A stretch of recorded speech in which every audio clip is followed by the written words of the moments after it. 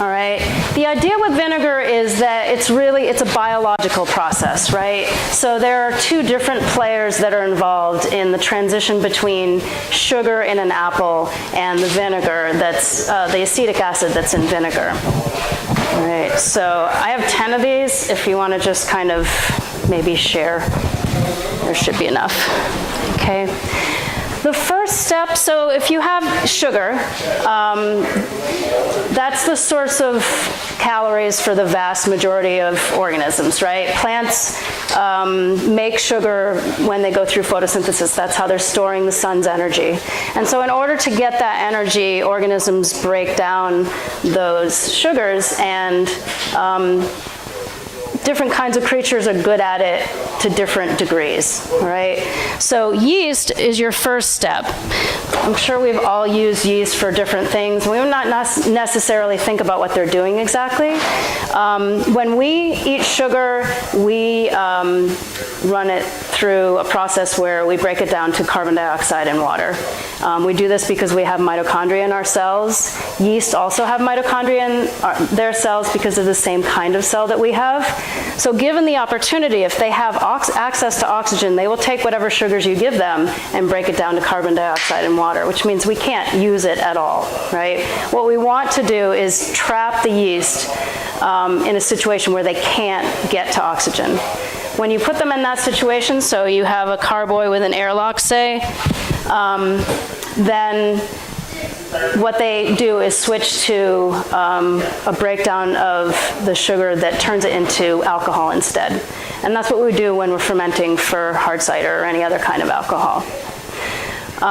Vinegar is another step where you add another organism that can take alcohol and break it down to acetic acid. So that's a bacteria, the Acetobacter bacteria, and if you give them access to oxygen and the alcohol, then they're able to break the alcohol down. It gives them the energy they need to survive and thrive, and the byproduct is acetic acid. So that's the process that you're going through. I just think it's helpful to know that because you can just make vinegar by putting sweet cider out on a counter and putting a cloth over it so you don't get it full of bugs, right? But it's going to be really low acid because the yeast will have access to oxygen, so a lot of the alcohol, they won't make that much alcohol to begin with because they're able to go through aerobic respiration where they just break the sugars down completely. So if you want to have like a 5% acidity vinegar, you need to switch it to hard cider first. Okay, and that's why we do that first step, is you do the initial fermentation, you make as much of the sugar as possible turn into alcohol, and then you have the capacity to make a vinegar that's strong enough so it'll actually keep. Okay. So the first step is just that fermentation, right? And I'm sure you probably have lots of opportunities to see talks about fermentation here at Cider Days, right? So the big key is the airlock, and that, again, is just to keep the oxygen out.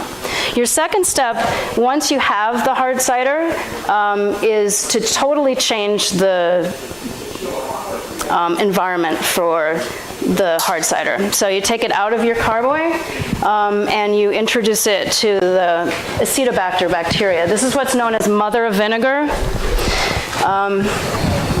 I have a couple little, what I find is if you just have a jar of raw vinegar, you want to just pass that around, and you leave the sort of goopy bit in the bottom for a while, that is the mother, and it will grow.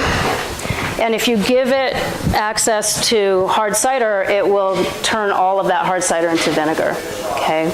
And so that's basically all we're doing. We started with a small amount of mother, and over time we built up a lot of it. So we have 5 or 6 of these that, I don't know if I can get this out of here without breaking it, but you can probably come look at it later. It's filled to about here with a mixture of vinegar and mostly just mother, okay?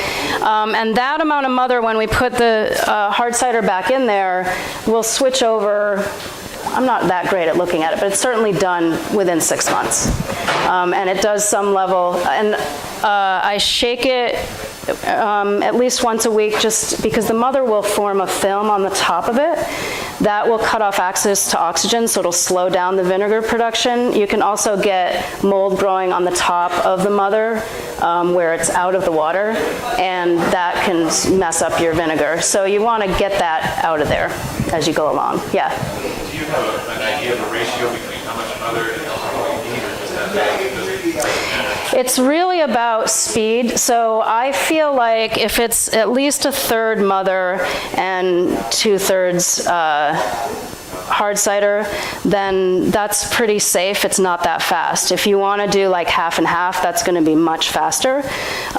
So it depends on what your goal is for that. But a small amount of mother to a big amount of alcohol will eventually all clean out. It would eventually, but we've had more trouble with it getting maybe inoculated with a different kind of mother that wasn't as nice, or it's less control if you don't have a high enough concentration of the mother to begin with.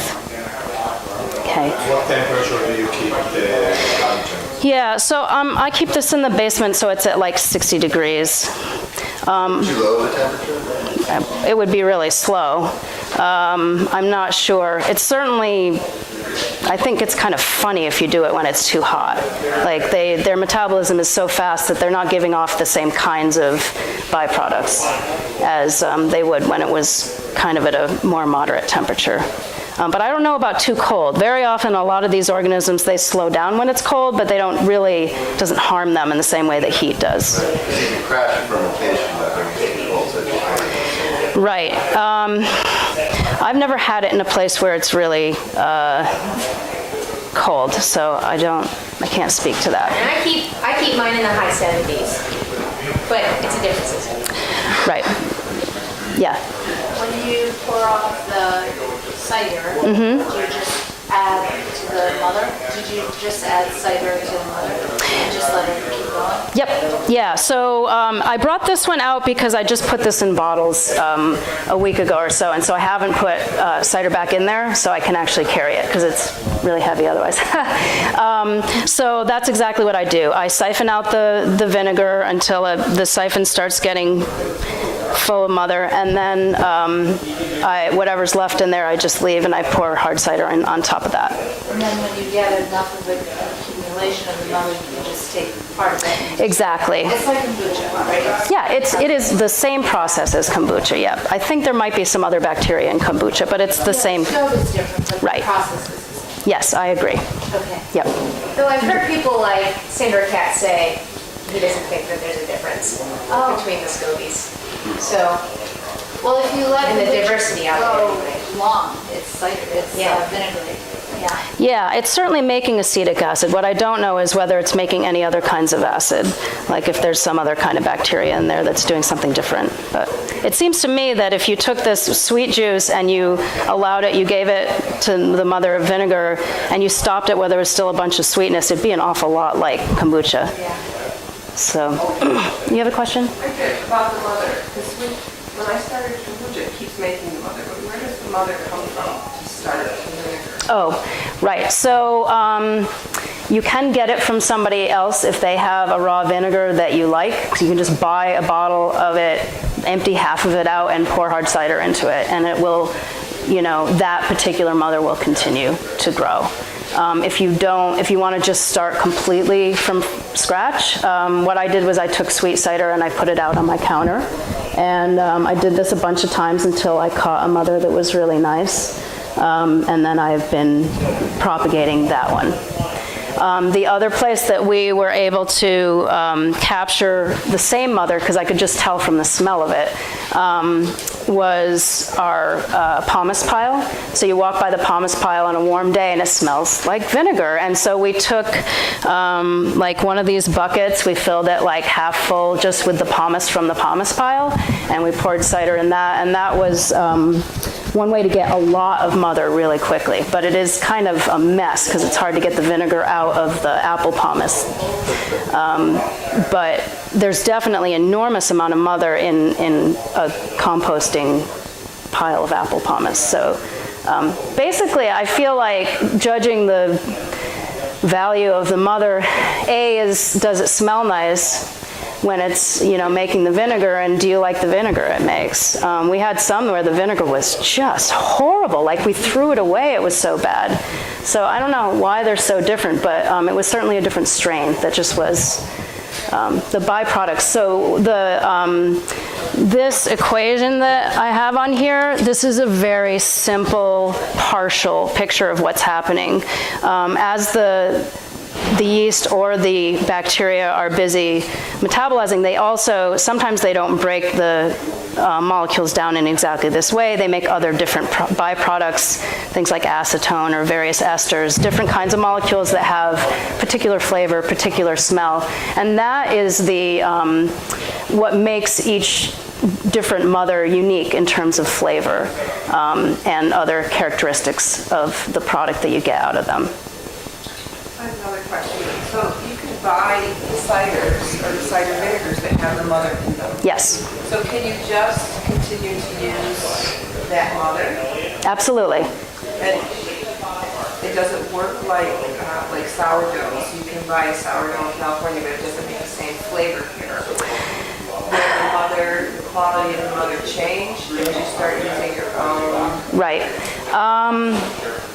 Because I used a mother that I captured here, I'm not sure I can answer that question. So if you started with Bragg's, which is a nice mother, it might slowly shift over time to be whatever your localized Acidobacter bacteria is. But like I said, because I started with one that was already from here, it's been amazingly consistent. I mean, and that's not to say that it's always the same. So we'll have 6 of these next to each other. I might fill all of them at the same time, and they'll be different colors. Some of them will be cloudy, and other ones will be clear. They smell a little bit different, but fundamentally the flavor structure of them seems to be the same, even though they don't seem to be exactly the same as they're growing.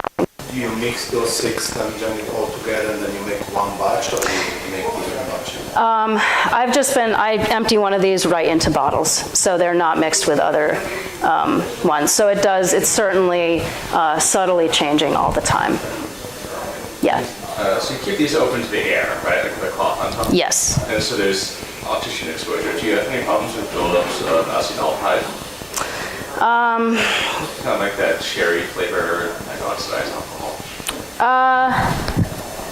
I don't think so. I mean, there's a lot of fruity flavor in it, a lot of which is produced by the yeast. Some of them could be acetaldehydes, or I don't really get the acetone thing but various different kinds of esters, I'm sure, are being made. No, the acetaldehyde is when ethanol reacts with oxygen. It makes that, and so it's like that oxidized alcohol flavor. Like it's a chemical, not a biological. Again, from having exposed to oxygen, do you run into that issue? I mean, there's so much flavor in there, I'm not sure that I would pick that up unless it's really, I mean, most of it is not, it's only going to be exposed to a lot of oxygen right on the surface. And so most of it, right. But the bacteria are busy in there using up the oxygen, so it's not really staying oxygenated for very much. Yeah, so I guess they would be competing with the sort of natural processes for that oxygen. Okay.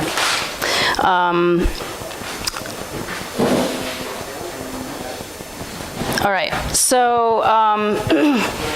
Can bad cider become good vinegar?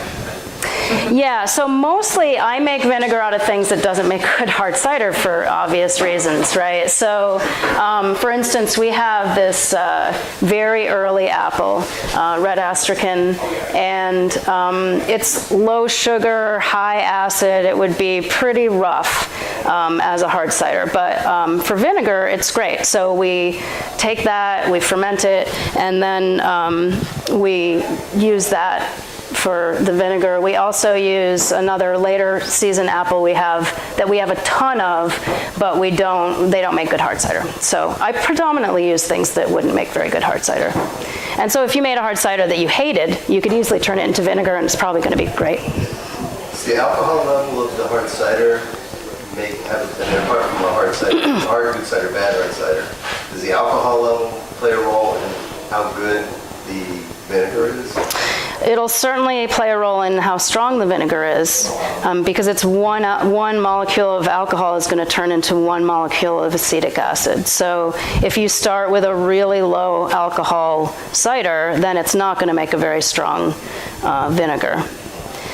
And that also translates into how far one barrel of vinegar can take you if you're bottling it. You know, a lot of people most vinegar is cut with water to get it, diluted from, say, 15% down to 5. So a barrel of 15% vinegar turns into 3 barrels of 5% vinegar. Although if you're starting with a 7% cider, and then you have a little bit that you've lost through alcohol and other stuff, then you're going to end up with 5 or 6% vinegar anyway. So from a cider perspective, it's a pretty close ratio to what your probably goal is. I've seen a lot of vinegars that are they test out at 3%, that are sort of like farmstead-based ciders, vinegars rather, and those are great for drinking or salad dressing and stuff like that. I'm not sure how well they keep, if they keep long enough. I think the 5% is certainly safer in terms of preservation. And if it's stronger than that, then it's going to be just too harsh to use, and you probably would want to water it down. Okay. Can you share your method how to know when it's at 5% or if it's lower? Yes. So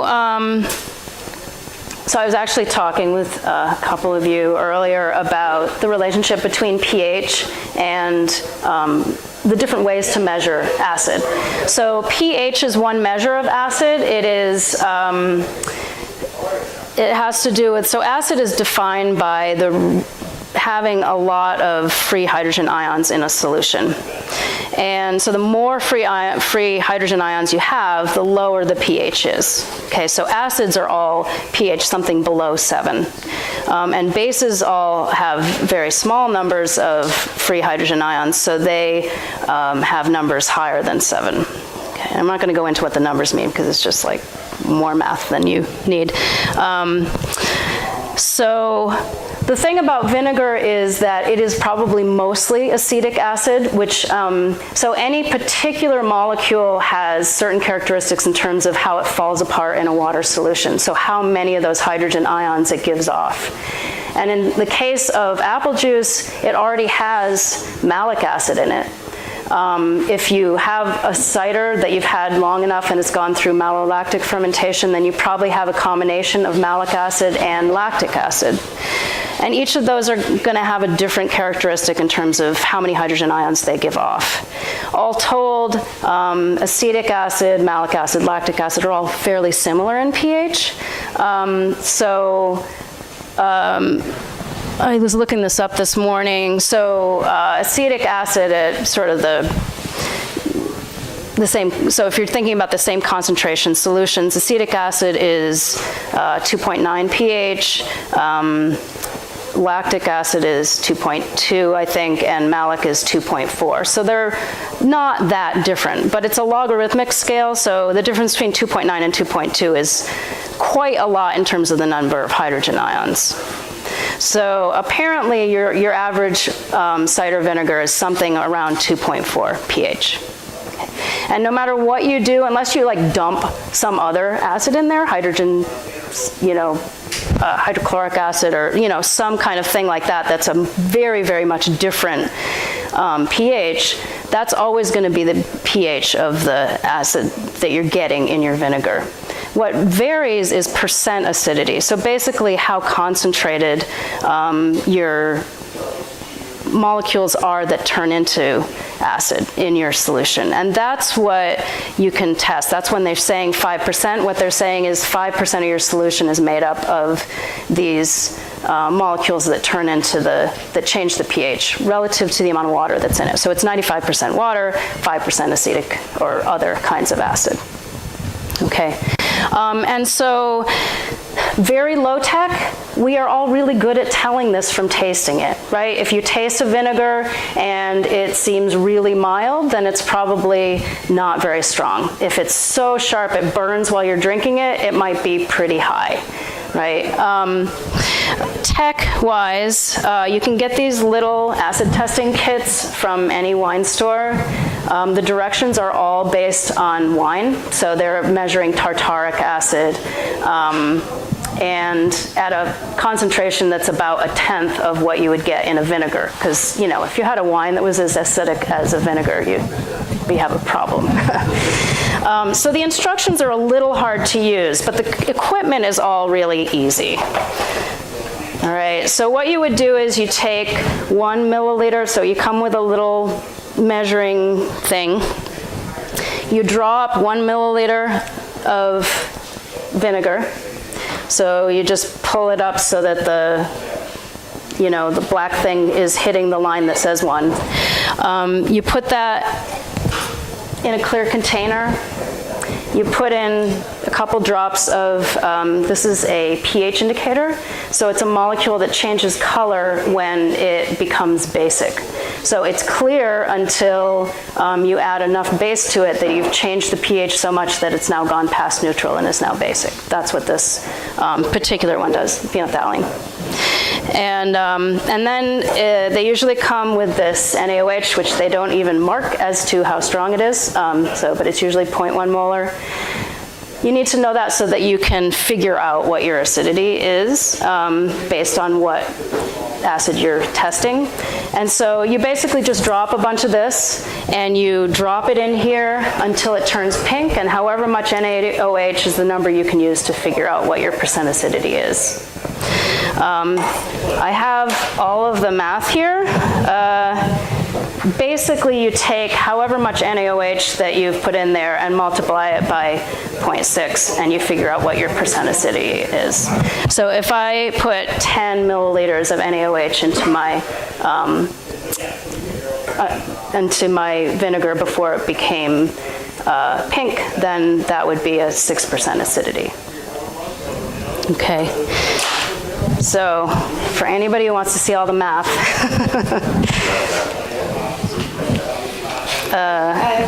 no math for you.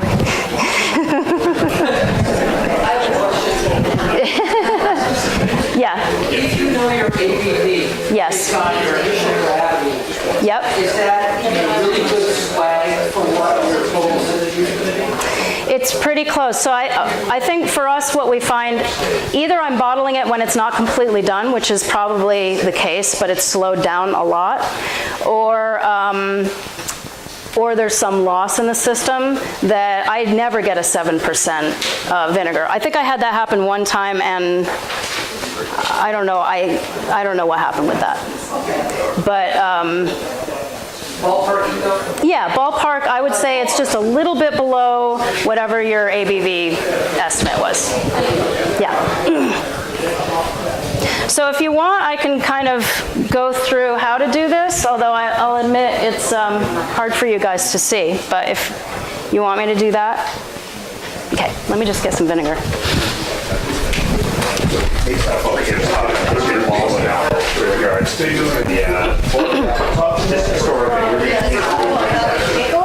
Chapter 5 is devoted to figuring this out, which he's about to do. Completely describing it in about 3 different ways. So if you want to pick up this book, it's really handy for understanding the chemistry behind everything. Yeah. Did you say the name again, please? Yeah, it's the Vinegar Maker's Handbook, or the Artisanal Vinegar Maker's Handbook. It was an Austrian book that they translated. Helga Mickle, S-C-H-M-I-C-K-L. Thank you. That's some complicated spelling. Very Austrian. All right, so this is just 1 milliliter of the vinegar that I just put in a bottle. And so then I draw up, this is pretty low, so this is a very strong base, but it is pretty low concentration, so it's not particularly dangerous in terms of, spilling it on stuff or whatever. I think it's unlikely that a wine store would give you a lot of, things where you'd have to like use a respirator and gloves to be doing anything. Just the transport of that stuff. Awkward, yes, quite. All right, can you open that?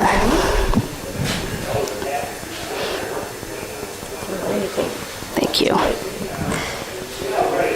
All right, so just like 2 drops of this, I don't know if you can see, but it hasn't changed any color at all, right? Because the acidity is too high. I drew up 8 milliliters of the NaOH, and I basically, as it goes in, you can kind of see it turn pink, and then it, as the indicator activates, it goes back to clear. So, and eventually it gets slower until it stays pink.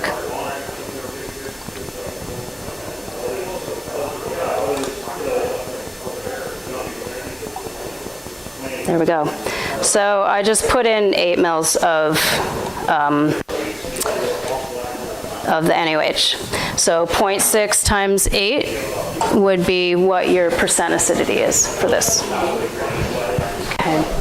And this did start, like I said, it started with Astrakhan cider, so that's maybe 6% to start. So it ends up with a weaker acid than something that goes higher in terms of alcohol. Okay, but it's satisfyingly sciencey, but not really very hard. Okay. Yeah. And you said the quality of the vinegar produced doesn't matter if it's cloudy or clear. Flavor's the same, but the cloudiness doesn't mean there's a problem. No. So I think it probably, the difference is that sometimes the bacteria is really forming sheets and sort of large structures, and sometimes it's really mixed in with the liquid. And so that's the only real difference. And it usually, once you bottle it, it settles out. Once you put it in a bottle, it doesn't have access to oxygen anymore, so the growth slows way, way down. It'll use up the oxygen that's in here. Every time you open it, you're giving it oxygen again, and so the mother will have a chance to grow a little more as long as there's something for it to eat in there. Which is why when you get to those bottles over here where you have a lot of airspace and not very much stuff in the bottom, that will pretty much fill with mother. And this was probably just a little like wisp of mother when I put it on a shelf and forgot about it. So it obviously had enough alcohol still in there so that it could continue to grow for a while. It appears to be able to live, as long as it's in liquid, it appears to be able to live for years and years. If it dries out, it's certainly, I don't think it lives through that, but usually if it dries out, it's got mold on it and you can't use it anymore. But I have run into vinegar that I've had in the back of a cupboard that was like 5 years old. The vinegar itself, I have to say, really is nice if you have time to just let it be. It ages kind of like wine does, where it really gets nice over time. But that mother was still active and alive after like 5 years once I gave it some more stuff to eat. So even if it runs out of food, it seems to be able to just kind of shut down but not die. I was in a friend's garage last year, and in the garage was this old bottle of apple cider that had turned into vinegar. And I was like, how old is this thing? She's like, I don't know, that was my grandpa's, like maybe 15 years old, 20 years old. And so I took it with me, and I just thought, oh, well, let's see if it's, let's see if I can get this thing going again. And sure enough, the vinegar mother in there was still alive. And so I called her and I was like, the mother's alive. And she's like, no, my mother's dead. I was like, your vinegar mother's still alive. Grandpa's vinegar mother. It wasn't that great. It kind of tasted like a grandpa vinegar mother, I guess. Even the fresh stuff you made out of Yeah, it? even the fresh stuff, Oh. it wasn't a good one. Oh, So, well, that was a mistake, though, that one. yeah, Yeah. So, might not have been the best option. right. So I have a question. So we always make the cider. This is just our second year, so that's really new. And we always have some left over. Yep. And this sounds like a perfect thing to do with it. Absolutely. Yeah. Yeah. So if you just had a bottle like this, on your counter, you could just draw, whatever's left in the bottle that you didn't want to drink, you just stick in here. And then you have something awesome after a while. Yeah. That's really a great idea. I hear about people doing that with red wine too, so that if you had I don't know, I've never even seen raw red wine vinegar, but I did make some out of grapes once, and it definitely needed aging. Like at first I thought there was something wrong with it, that maybe it wasn't good with the mother I had for apples, and that might be true, but after a couple years it tasted pretty good. So, but maybe if you started with the right mother, it would be, you could just kind of dump wine into it as you had it.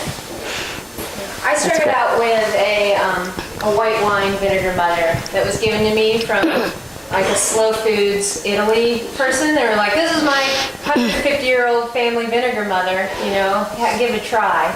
But they gave me instructions with it, like you cannot have an alcohol less than 13% in this vinegar, or else it's going to taste bad. And so that's sort of, I've moved on since. I mean, I have that one as like my pet heirloom vinegar maker. But it made great vinegar, to me at least, it made great vinegar, but you have to have it. You got to stoke it, to get it up there. Oh, that's interesting. Yeah. And did you find that was true? Did you ever play with it with something? Yeah, anything lower and it sort of just suffered. It like released, I don't know, I guess what I thought about it releasing was just sadness. That was in my mind. That's sort of how they painted it to me. Yeah, right. Stressed bacteria. I just needed the booze. Yeah. Should there be any concerns about SO2 levels in your cider as you're putting it in there? Well, I mean, we don't sulfite, so I have never really was concerned about that, but certainly that will kill bacteria. I mean, that's the whole point of it. So, yeah, that would definitely be a concern. Yeah. I'm in the same boat. I don't sulfite, so I really never think about it as a level of concern. Yeah, but it would definitely be a problem. Yeah. Can I assume that glass is the best to use for cider, not metal, not ceramic? Because I know with kombucha you have to be careful about that. Is that true? For Yeah, so anything, acid is very, eats into stuff. I would not want to do it in plastic for sure, because it will etch the plastic and undoubtedly pull some of the plastic into your vinegar. But the bacteria itself, it seems like will, because if you get etching, it will be at the top where the mother layer is. So it's not just the acid, but actually the metabolism of the bacteria that is likely to interact with whatever your equipment is. So yeah, I would say glass for sure would be your safest thing. I have I have a certain stainless steel grade, I can't remember the number, but it's acid. It's okay to have and store acids in it, and I use that as well. My big tank. Yeah. Can you speak about using a vessel that has a wide open mouth versus like a small carboy opening? Right. I think wide open mouths are way, way easier. We happen to have these demijohns, and that's why I use them, but I can't actually, it is production to get the mother out of it. So for most of the time, I take vinegar out, I put cider back in, it's no big deal. But if I want to calve off the mother and start a new container, it is a real production, and a wider mouth would be way better. So yeah, that would be my feeling on that. You definitely, I never fill this up to here because I feel like it needs access to enough oxygen so that it's still in the really wide part of this container when I fill it. I feel like if it was up to here, or if it was in a carboy with a narrow neck, then that's just not enough oxygen for it to be able to do its thing. And that will either slow it down or it can interfere with it, so you end up with it going off. So I would definitely, I think the most success is when you have the sort of maximum amount of vinegar and mother relative to the amount of cider that you're putting in there. Just because that it converts fast enough so you don't get inoculation with other stuff. I mean, it's obviously, it's open to the air. You know, all kinds of fungal spores and bacteria and stuff are not going to be turned away by a cloth. You know, we're just keeping bugs out with that. So you really want to make sure that the cider is has a high level of inoculation so that everything goes the way you want it to. So I would love to hear so this is what I do. Eliza does something totally different, so. Yeah, okay, so I'll start off by saying that I spent a year living in Germany and sort of really love that they have a vinegar culture there, whereas here it's sort of a waste product sometimes.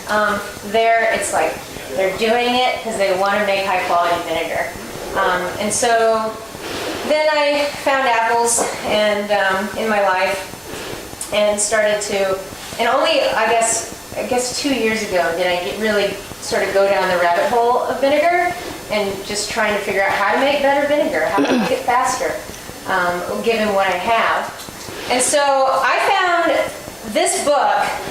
Actually, I found Helga first, and I've been corresponding with Helga for months. I speak some German. It's still very bad, but she deals with me because she can also speak English. So I found Helga, and I started talking with her, and then she let me know, hey, my book is going to get translated, because I had her Austrian version.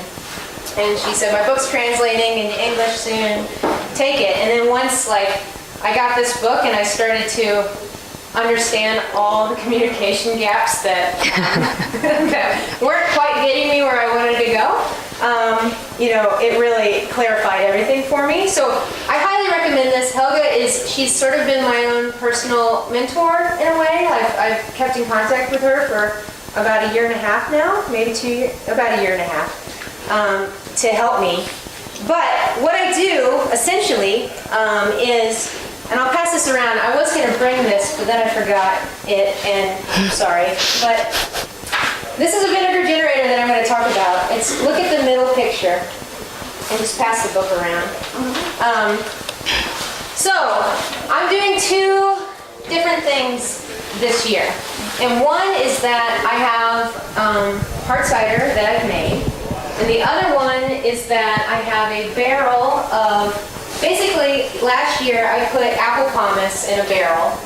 I added pectic enzymes and I added, I'm not a big fan of adding sugar, so I added some cryo-extracted, cider sugar, essentially, to get what my numbers would be to get the vinegar up to 18%, or to get the cider up to 18%. And then I put in a European schnapps yeast to go to work. And I sealed it up, with an airlock, kept it warm, and for the next 7 months, basically. And then only until it was last month I opened it up. You wouldn't believe how much it just dissolved. It all just kind of turned into a liquid. There is a layer at the bottom of kind of, sort of must, but for the most part, the apples just liquefied. And this is what Helen's been trying to get me to do this. This is whole apple. This is like your Americans nose to tail pork processing. This is like whole apple, processing in the vinegar. And it's so much more full and complex. I mean, it's really amazing, but it takes 8 months. It's not necessarily if you're a poor farmer like I am, having to wait 8 months for a turnaround is rough sometimes. But we're here, we're in the celebration of waiting for turnaround cider days. And so anyway, I've been processing vinegars, 2 different types of vinegars, and I use the vinegar generator that's exactly pictured in this, only when I got it, I sent it to my friend Grant Schultz, who's an amazing farm hacker. And he then broke all the parts down, made it into, kind of converted into American, what you can find here, and also what's like acid safe that could be converted a little bigger. So I have a 55-gallon tank that I cannot fill at this point with enough. I can't make enough vinegar right now for that because I'm scaled back in certain ways. But if you see this, I'm just gonna describe what this picture is. You have a tank, and this is also like, they make very expensive ones in Austria. This is like the people's vinegar generator, essentially. But you have a tank, you have a hose almost to the bottom, maybe about, in my tank, it's like maybe a foot up, because I do have a lot of things that settle. And then there's a hose that goes up, and the vinegar generator sits on top of the tank. There's basically like a shower head in the top of the generator. So the hose connects to the shower head. There's a 15-minute interval. So in the space of the vinegar generator is whatever medium you want in there. Sometimes you can use like this certain kinds of volcanic rock, but what you're looking for is pore space, because that's what you inoculate with your vinegar mother. So for me, I've had really good success with just drying apple slices, drying. I have a friend with a freeze dryer, which is incredible, like, you know, to make like the astronaut ice cream and stuff. That's so incredible. And you guys you don't have friends that have these things probably, but I happen to. And that is like the most porous possible like vinegar mother chamber there is, but also it's releasing flavor. So the thought is you're pumping your alcohol up to the top. It's spraying in a very, it's just spraying out like a shower head would and trickling through, picking up vinegar mother, and then dropping back into the tank. And so what that's doing is you are making vinegar way faster, and there's never a mother that accumulates on the top, like this. And so what I've noticed, the main difference I've noticed is like this subtle hints of acetone, or like it's in my eyeballs, kind of, like when you go to smell, it's like, oh God. There's not as much of that, but also I'm able to essentially flavor the vinegar, but oftentimes I'm just using the same apples, that went into that cider or whatever, so I envision it, as this is a closed loop still. But right now, like I'm making a 10-gallon batch. I made a 10-gallon batch last year to start, and it took me 25 days to go from start to finish. Well, not once you have hard cider. And so that was a 7% hard cider, and it took 25 days to turn into around 6 or 7% vinegar. And that stuff sold like hotcakes. People loved it. And it's because I had used, to me anyway, it's because I had used a dried apple medium that was inoculating the alcohol with the cider mother. And also it was just a little bit more smoother. And also I'm in a very high-end market, and so people were very much so into like no spray apples, the whole thing. And then they buy into the apple cider vinegar as a, will keep you alive till 150. And so that's generally what it is, but with this year's cider my sort of uncorked barrel cider that I've done, which by the way is in a food grade blue plastic container, but that's not holding the acid, that's just holding this 18% alcohol that I've made. And I've got that batch going right now, and I tasted it before I left, and it's good, it's really good, but it is strong, and it's maybe been going 10 days, so it's like half mass. But that's what I'm planning on diluting. I don't know how people feel about diluting, but it's so strong as it is, and there's so much flavor that I don't really have a bad view of it, and plus it's making me have triple the amount. So, yes. So are you getting an 18% acetic acid vinegar out of that? I mean, so yeah, so that's going to be like... Yeah, you definitely. No, it's like horticultural vinegar. Yeah. Yeah, you could use it as an herbicide if you wanted. For sure. Right, and if it didn't take me 8 months to get that big barrel, you know, like I totally would make vinegar to use as an herbicide. And my next step with this vinegar generator, once I go through my reserves of hard cider, is to start playing around with kombucha, because I'm convinced it's the same stuff. I'm convinced I can make it just way faster with this vinegar generator, because it's basically the same thing. When you do dilute, what's your water source? My water source, I have, well, right now I have a well, so I use that. Just regular, not Yeah. distilled and not. So and here's the thing, is that I had to move my operation over to Virginia. I currently live in Maryland, but Maryland is very anti-food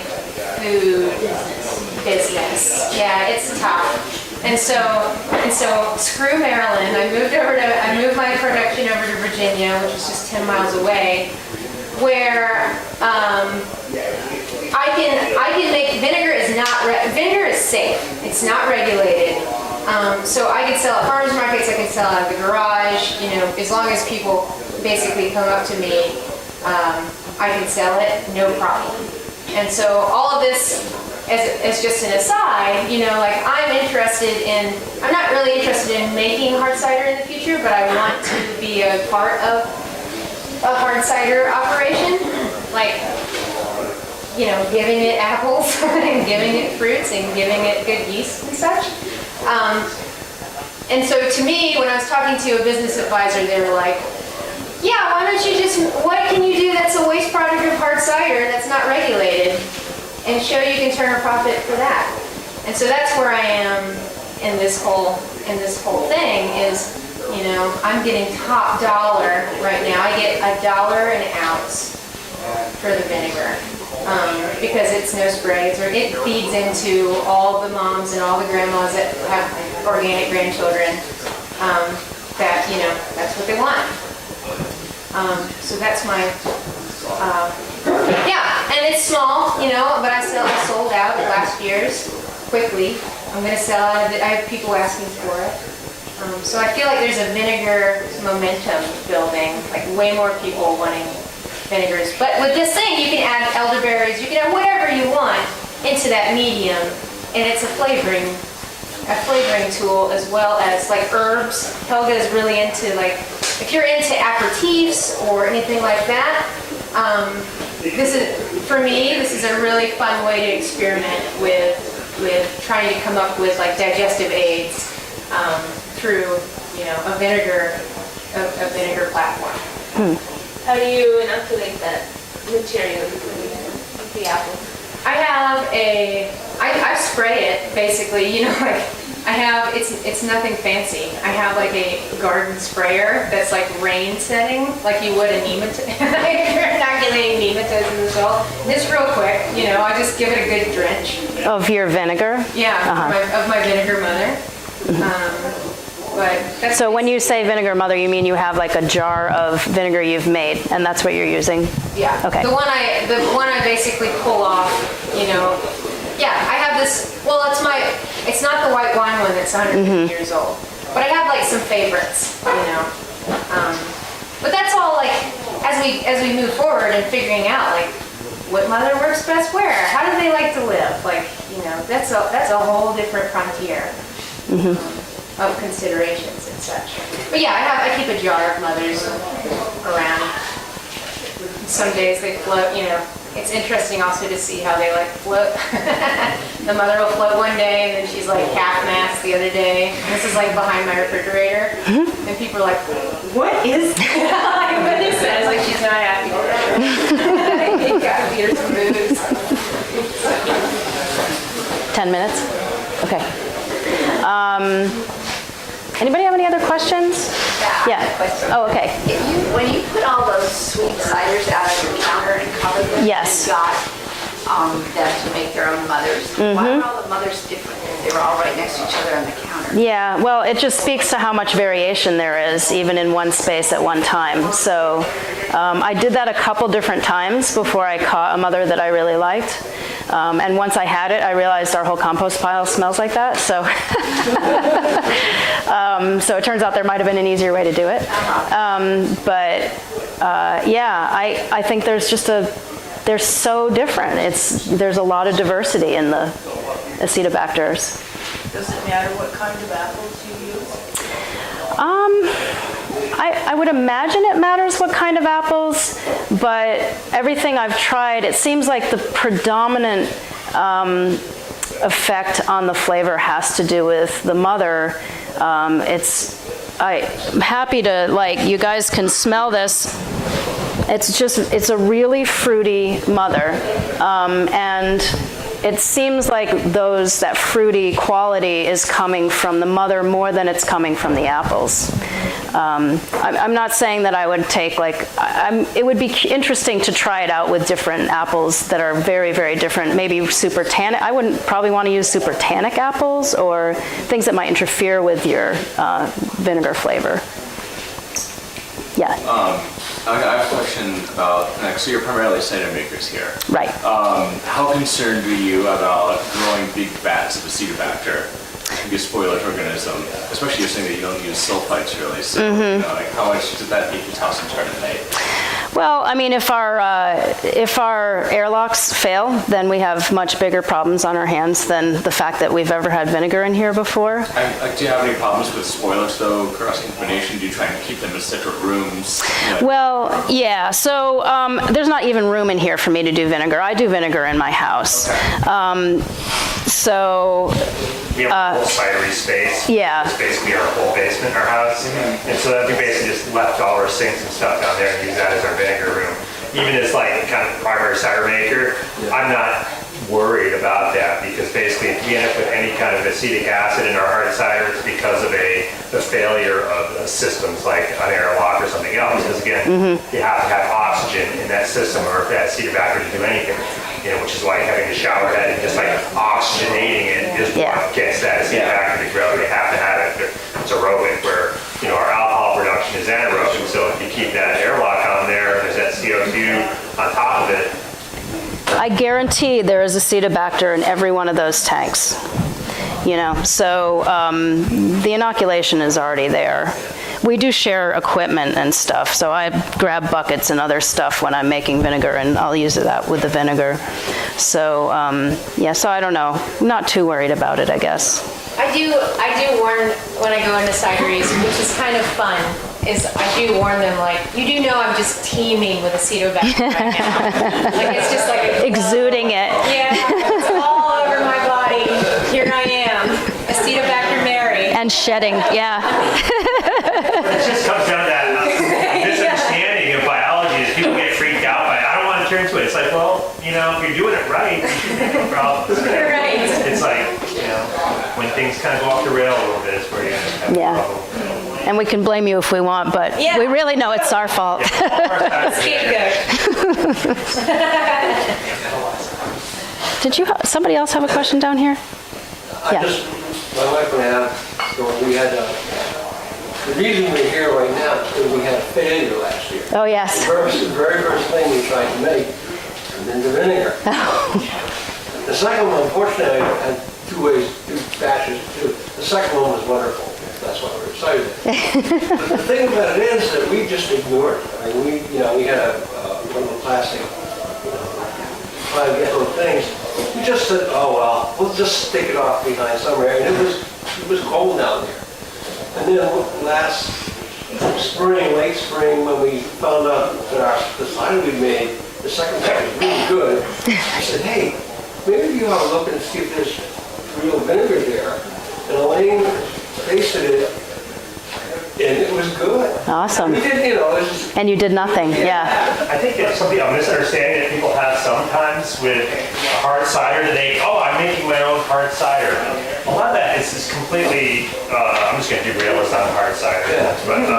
But people misunderstand like what they think is acetic acid in hard cider, it actually isn't acetic acid. It actually has to do with the source of your apples. If you're just making your hard cider from standard orchard rum, like real high malic acid, a different acid, but still very sharp, like a Jonathan apple, if you had a lot of those or Macintosh, they're real high acid, and you make a dry cider out of that, it's like, whoa, that's so sharp. You're gonna think it almost tastes like acetic acid, but it's actually malic acid, or possibly even if it goes to a secondary fermentation into malolactic fermentation, it would be lactic acid, just a little milder, but it's gonna be so sharp, you're gonna think it's acetic acid, even though it's not. And that has more to do with the blend of your apples and not actually the process of the Acetobacter doing anything in it. So, and that can just, people can mistake that sometimes.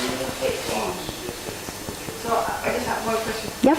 I haven't looked at it in a bit, so when I go back, I will. And I don't know if there's mold. If there's mold, then that's done. Right? Pretty much. Well, I mean, as long as the vinegar was okay. If it's a thick enough mother and it never really was touching the vinegar, I'm not sure whether that would be the case, but I don't know that it would be dangerous. It usually just makes it taste bad. So if my inoculum will turn moldy, I would throw it out in a heartbeat. Oh, yeah. Right, but would you throw away all your vinegar? Oh, no. Right. No. I don't think so. It's such precious. Yeah. All right. Well, thank everybody for coming. You're